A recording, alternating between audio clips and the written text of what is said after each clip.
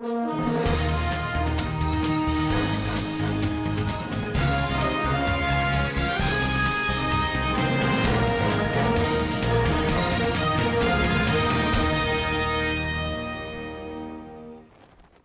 and Zamfara State chapter elected new officials for 2020 to 2023 tenure. FEC approves 75 billion naira for Youth Investment Fund. Group urges security agencies to grieve former NDDC boss over alleged sex embarrassment. On business, NSE market capitalization up by 177 billion naira on Dangote's cement gain. And on the international scene, President Buhari arrives Mali and wears face mask for the first time. Hello and welcome to Svtv News. I am Musa Joy Onyuyoza. The 6th Triennial State Delegates Conference of the Radio, Television, Theatre and Act Workers Unions and Zamfara State Chapter was successfully conducted Wednesday, 22nd July 2020 at NLC State Secretariat, Gusau. The one-day event lasted in a very peaceful atmosphere and had Comrade Ibrahim Bello Garuba Gusau emerged as the winner of chairman's position. State Executive Governor Dr. Bello Matawale Maradun was ably represented at the occasion by the Commissioner of Information and Culture, Alhaji Suleiman Tunau Ankara. The Commissioner voiced out the state government assurance of its continuous support and cooperation in all activities of the Union. According to him, Governor Bello Matawale's administration accorded top priority attention to translating his bid to revitalize the information management sector to global standard. Gombe State government has expressed its readiness to establish model Sangaya schools that will accommodate 11,000 almajiri. The state has also hinted on plans to partner with the National Board for Arabic and Islamic Studies (NBAIS) on certification of almajiri by giving him certificate from the board once they memorize the Holy Quran. Project coordinator of the Gombe State Better Education Service Delivery for All, BESDA, Dr. Abdullahi Bapa Ahmed. Dr. Abdullahi Bapa Ahmed Garkuwa disclosed this in a statement signed by the technical assistants to project coordinator Usman, which was distributed to reporters in Bauchi. Dr. Garkuwa said the aim of the visit is to invite them for a summit on Sangaya education organized by the state government and to seek for collaboration with NBAIS to start issuing certificate to almajiri that memorize the Holy Quran from Sangaya, be it model or traditional Sangaya school, to enable the almajiri to have a certificate to further their education in any tertiary institution in the country. The Federal Executive Council (FEC) on Wednesday approved a sum of 75 billion naira for the establishment of the Nigerian Youth Investment Fund. The NEF also tagged the Youth Bank would create financial support for the creativity and innovation of Nigerian youth. Briefing State House correspondent after the 9th virtual meeting presided over by President Muhammadu Buhari at the Council Chamber Presidential Villa, Abuja, the Minister of Youth and Sport Development, Sunday Dari, explained that the special fund would be for youth within the age bracket of 18 and 35. The minister emphasized that those between the age of 18 and 35 who have genuine business ideas will be eligible to pitch their ideas in any of the 125 microcredit banks across the country, and qualified candidates will have access to the funds. The House of Representatives has mandated its Committee on Finance, Procurement and NEDC to investigate an allegation of misappropriation of 100 billion naira at the Northeast Development Commission. The lawmakers took the decision on Thursday while adopting a motion brought under matters of urgent national importance by the minority leader Ndidi Elumelu. The call for the investigation of the NEDC is coming as the House concluded an investigation into alleged financial recklessness at its sister agency, the Niger Delta Development Commission. NEDC was established in 2017 after the bill establishing the commission was passed by the two legislative chambers. On October 25, 2017, President Muhammadu Buhari assented to the bill and signed it into an act. The core mandate of NEDC, among other things, is to receive and manage funds from allocation of the federal account, international donors for the settlement, rehabilitation, and reconstructions of roads, houses, and business premises of victims of insurgency, as well as tackling menace of poverty, illiteracy level, ecological problems, and other related environmental and developmental challenges in the Northeast state. The non-governmental Movement for National Accommodation and Consensus for Continuity has called on the security agencies to, for the sake of ensuring smooth investigation into the financial scandals surrounding NDDC, should arrest and investigate former NDDC's claim of sex embarrassment by Senator Akpabio. According to the national president of the group, Salisu Isakuso, the sex embarrassment allegation by the former NDDC boss, Joy Numi, was deliberately aimed at derailing efforts by the concerned bodies to unmask all enveloped illicit transactions that cripple the NDDC's coffers. For a person to claim sex embarrassment, it means to down of personality and attempt to smear a good image of a person involved, especially as claimed by Joy Numi that Senator Akpabio was witch-hunting her for refusal to allow him to sleep with her.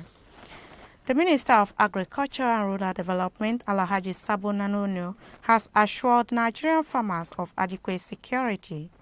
Alhaji Nanono made this known on Thursday while handing over the multi-million naira water treatment plant built by the Federal Ministry of Agriculture and Rural Development to Bukuyu community in Bukuyu local government area of Zamfara State. Alhaji Nanono was represented by the Northwest Zonal Director in the ministry, Mr. Olusegun Owolabi. He said that the ministry was collaborating with security agencies to ensure adequate security was provided to farmers.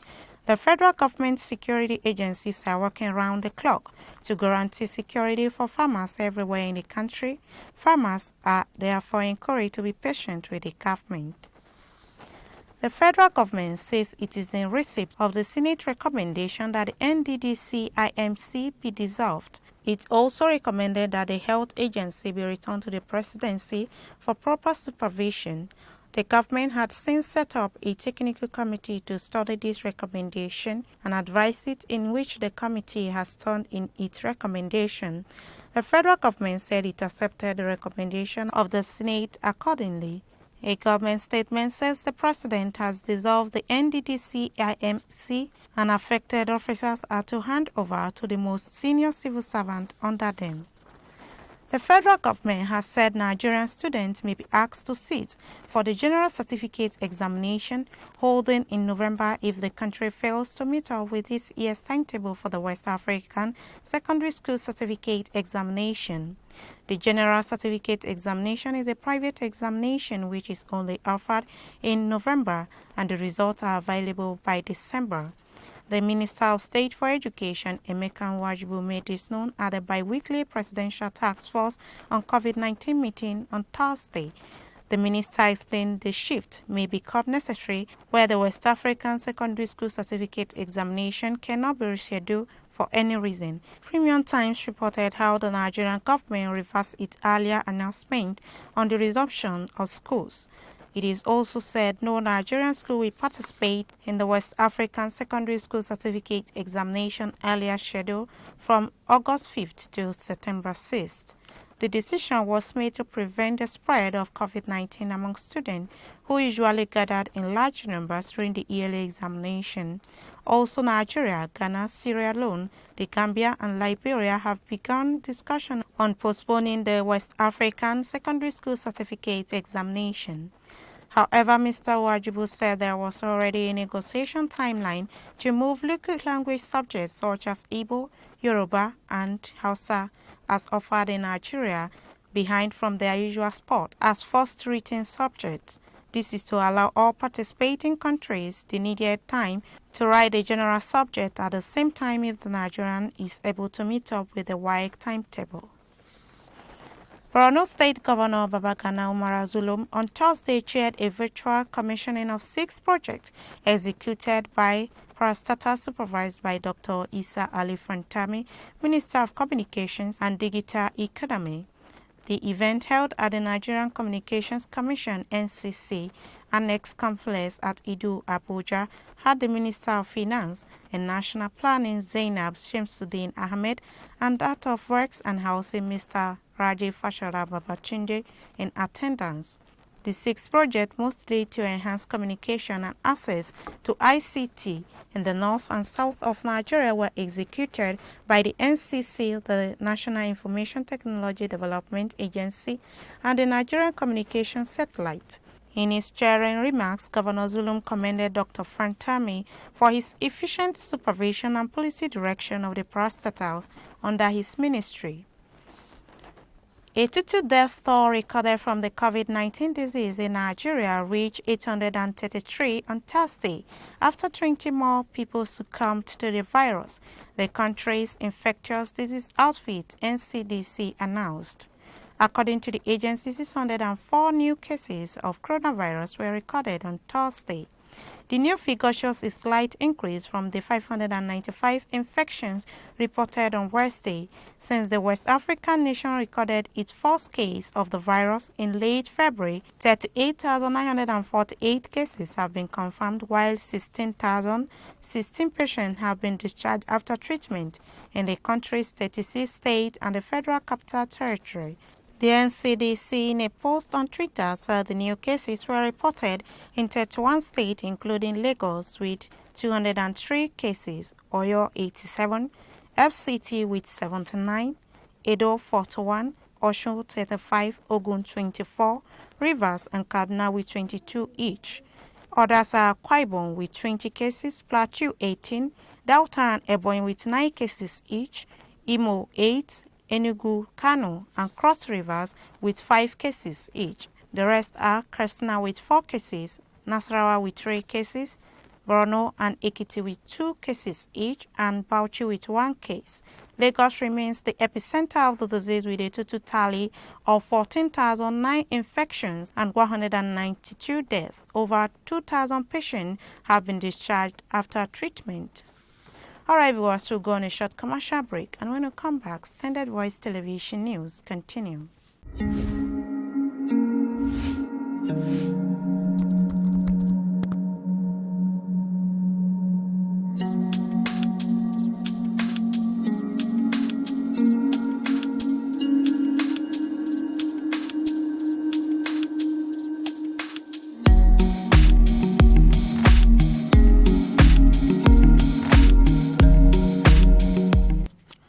Welcome back on Business.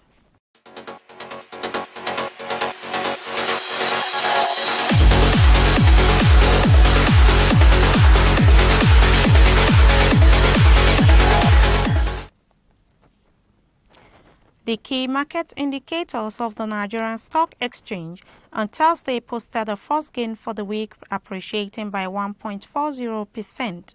Specifically, the market capitalization rose by 177 billion naira or 1.40% to close at 12.787 trillion naira compared with 12.610 trillion naira. Also, the all-share index improved by 339.24 points or 1.40% to close at 24,512.77 against 24,173.53 achieved on Wednesday. The upturn was impacted by gains recorded in medium and large capitalized stocks, amongst which are Dangote Cement, MTN Nigeria, Custodian Investment, Africa Prudential, and FBN Holdings. Analysts at Afrinvest Limited expected the local bourse to close the week positive on the back of sustained bargain hunting. Dangote Cement dominated the price movement in percentage terms, gaining 10% to close at 134.20 per share. Jais Bank followed with a gain of 7.41% to close at 58 kobo, while Custodian Investment appreciated by 3.09% to close at 5 naira per share. Africa Prudential rose by 2.74% to close at 4.12 naira, while Stanley Bank appreciated by 1.69% to close at 1.20 naira per share. On the other hand, Nimet led the losers chart in percentage terms, losing 6.67% to close at 1.40 naira per share. And on the international scene, President Muhammadu Buhari, alongside other West African leaders, have arrived Mali in order to find a lasting solution to the worsening political crisis in the country. In Bamako with President Buhari on Thursday are Presidents Alhassan Ouattara of Ivory Coast, Macky Sall of Senegal, Mahamadou Issoufou of Niger, and Nana Akufo-Addo of Ghana. The Nigerian president was cited with a face mask for the first time since the coronavirus outbreak across the world. He had refrained from wearing a face mask in Nigeria while in the midst of people despite the grave risk to his health. Still on the international scene, a United States court has dismissed the case against Olalekan Ponley, a Nigerian accused of multi-million-dollar wire fraud. Mr. Ponley, popularly known as Woodbury, was arrested alongside Ramon Abbas Hoshpopi in the United Arab Emirates on June 10th for multiple fraud charges after a raid by operatives of the Dubai Crime Unit. The duo were extradited to the U.S. on July 2nd. According to the complaint against Mr. Ponley, an unnamed Chicago company was tricked into sending wire transfer totaling $15.2 million. Prosecutors said companies based in Iowa, Kansas, Michigan, New York, and California were victims of the fraud. Premium Times reported how the Federal Bureau of Investigation nabbed Mr. Ponley through details accessed from his WhatsApp, iPhone, and Bitcoin transactions. The 29-year-old was facing charges bordering on wire fraud conspiracy at the United States District Court in Illinois. In fact, a report of the grand jury, a group of lawyers empowered to conduct legal proceedings and investigate potential criminal conduct, indicted him. The jury summed up the allegation against him to an 8-count charge of wire fraud, which violates the Section 1343 of the United States Code. That has been the news from Standard Voice Television. To end the news, a quick look at the major headlines. Ratal Zamfara State Chapter elected new officials for 2020 to 2023 tenure.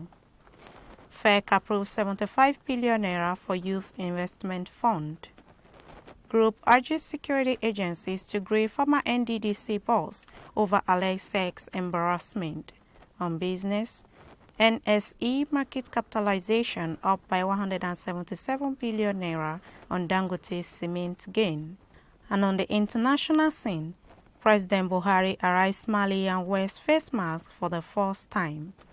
That's the news on behalf of the production crew and head of News and Current Affairs Department, Alhaji Ibrahim Garoba. I still remain Musa Joy Unyoda. Stay tuned.